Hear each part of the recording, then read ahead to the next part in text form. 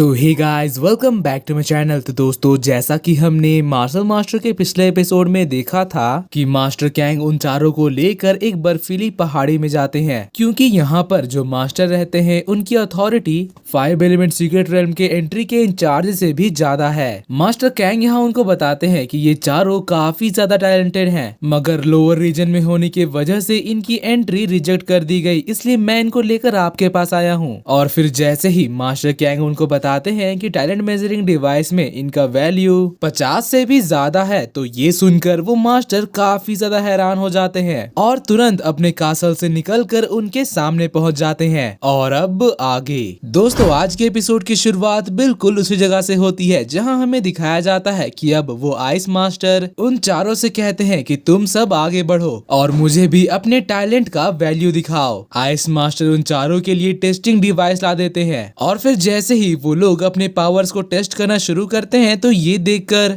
Ice master और भी ज्यादा हैरान हो जाते हैं। वो नीचे उतरकर उनके स्कोर को ध्यान से देखने लगते हैं, क्योंकि जितना मास्टर कैंग ने बताया था इनका स्कोर तो उससे भी कहीं ज्यादा आ गया। मास्टर कैंग ये देखकर मन ही मन कहने लगते हैं कि 5 एलिमेंटल माउंटेन में आने के बाद इनके बॉडी के ट्रू ची एनर्जी इस जगह के ऑरा से रिचार्ज हो गया है, इसीलिए इनका टैलेंट वैल्यू इतना ज्यादा आ गया जितना कि जोंगजाओ सिटी में भी नहीं आया था। आइस मास्टर कहने लगते हैं कि मैं जब इनके उम्र का था तब मेरा टैलेंट वैल्यू सिर्फ 60 ही था, मगर लोअर रीजन से होने के बावजूद भी इनका टैलेंट वैल्यू काफी ज्यादा है। वो खुद ये सोचकर अब बहुत ज्यादा खुश हो जाते हैं और फिर ऊपर हवा में जाकर टेस्टिंग डिवाइस को वापस लेने के बाद उन चारों से कहते हैं कि अब तुम लोग मुझे अपने मार्शल विल और मार्शल स्पिरिट की पावर दिखाओ। तो मास्टर कैंग सबसे पहले वांग मिंग को भेजते हैं। वो कहते हैं कि क्यों ना तुम ही सबसे पहले जाकर मास्टर सुआन बिंग को अपना मार्शल स्पिरिट दिखाओ। वांग मिंग यहाँ पर एक बहुत ही बड़ा सा फॉर्मेशन क्रिएट करता है और अपने ऑरा का शानदार प्रदर्शन करते हुए एक बहुत ही बड़ी सी तलवार को समन करता है। वहीं लेंग वुशवांग भी आगे बढ़कर अपने मार्शल स्पिरिट जो कि आइस मैजिक था उसका शानदार प्रदर्शन करता है, जिसके बाद उनका तीसरा साथी भी अपने प्योर स्ट्रेंथ और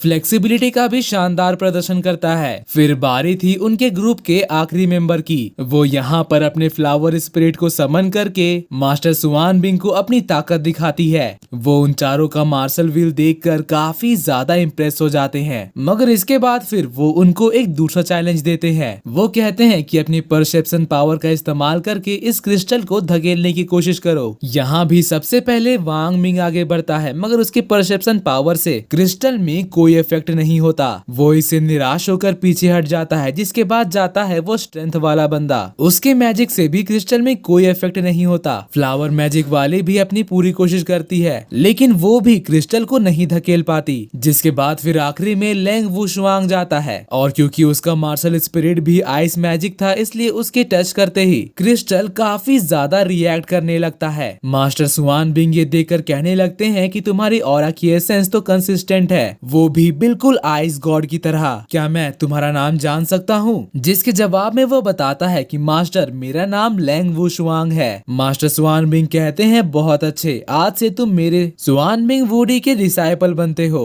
तो ये सुनकर लेंग वुशवांग काफी ज्यादा खुश हो जाता है, मगर तभी मास्टर कैंग आगे बढ़कर कहने लगते हैं कि मास्टर सुआन बिंग, आखिर इन तीनों का क्या होगा? जिस पर मास्टर कहते हैं कि इन तीनों का भी टैलेंट काफी ज्यादा अमेजिंग है, मगर इनका मार्शल स्पिरिट और मार्शल विल मेरे मार्शल विल से बिल्कुल भी रिलेटेड नहीं है। लेकिन मैं इनके टैलेंट को ऐसे ही बर्बाद होने नहीं दे सकता। मेरे कुछ दोस्त हैं जिन्होंने अब तक अपने डिसाइपल्स नहीं चुने हैं, मैं तुम लोगों को उनके पास रिकमेंड करूंगा। मास्टर कैंग ये सुनकर काफी ज्यादा हैरान हो जाते हैं। तभी मास्टर सुआन बिंग अपने मैजिक से पूरे हेवन और अर्थ में एक मैसेज भेजते हैं, जिससे यहाँ का पूरा एटमॉस्फेयर हिलने लगता है। मास्टर कैंग देखते हैं कि आसमान में एक वॉइड पोर्टल खुल रहा है, जिसके अंदर से अल्टीमेट मार्शल एम्परर लेवल की एनर्जी महसूस हो रही है। वो कहते हैं कि यहाँ पर तो कोई बहुत ही स्ट्रॉन्ग आने वाला है। फिर हमें दिखाया जाता है कि पोर्टल के अंदर से 3 मास्टर बाहर आते हैं। उन तीनों को देखने से ही लग रहा था कि ये लोग एक्सट्रीमली पावरफुल हैं। फिर उनमें से एक बंदा कहता है कि सुआन बिंग, तुमने एक मैसेज भेजा था जिसमें तुमने कहा था कि हमारे लिए गुड न्यूज है।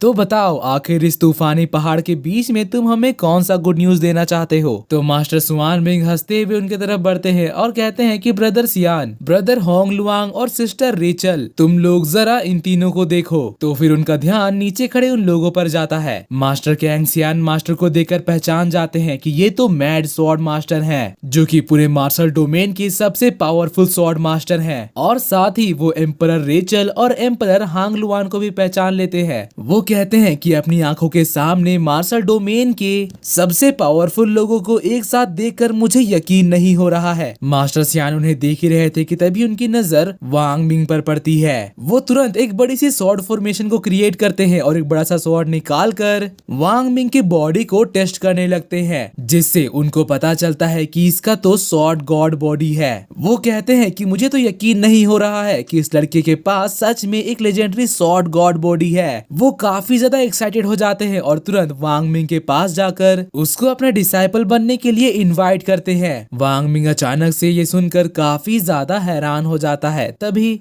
मास्टर सियान कहते हैं कि बताओ लड़के, तुम इस बारे में क्या सोचते हो। तभी मास्टर कैंग आगे बढ़कर कहने लगते हैं कि वांग मिंग, इसमें सोचना क्या है, तुम्हारे सामने एक स्वॉर्ड एम्परर खड़े हैं जो कि मार्शल डोमेन के टॉप 5 एम्परर्स में से एक हैं। इनको और ज्यादा इंतजार मत कराओ और जल्दी से इनका इनवाइट एक्सेप्ट कर लो। तो फिर वांग मिंग कहता है कि मैं आपका इनवाइट एक्सेप्ट करना चाहता हूँ, मगर मुझे पहले ही एक मास्टर से काफी ज्यादा सीखने को मिला है। अभी तो मैं उनका डिसाइपल हूँ, इसलिए प्लीज मुझे माफ कर दीजिएगा, मैं आपका सेक्ट ज्वाइन नहीं कर सकता। मास्टर सियान ये सुनकर काफी ज्यादा हैरान हो जाते हैं। वो कहते हैं कि आखिर वो पर्सन है कौन, और कहते हैं कि क्या तुम अब ये चाहते हो कि मैं तुमको अपने डिसाइपल बनाने के लिए उससे कॉम्पीट करूं। जिसके जवाब में वांग मिंग बताता है कि उन्होंने मुझे बताया था कि वो सुप्रीम एम्परर गाओ के डिसाइपल थे, लेकिन मैंने अब तक उनको कभी नहीं देखा है। लेकिन मैंने उनसे काफी कुछ सीखा है और मैं उनके सिखाई हुई चीजें कभी भी नहीं भूल सकता, इसीलिए मुझे माफ कर दीजिएगा। एम्परर सियान ये सुनकर काफी ज्यादा हैरान हो जाते हैं। वो कहते हैं कि क्या तुम्हारे मास्टर सच में सुप्रीम एम्परर गाओ हैं। और दोस्तों, इसी के साथ आज का ये एपिसोड यहीं पर खत्म होता है। अगर आपको मेरी एक्सप्लेनेशन और ये एपिसोड पसंद आए तो प्लीज वीडियो को लाइक कर देना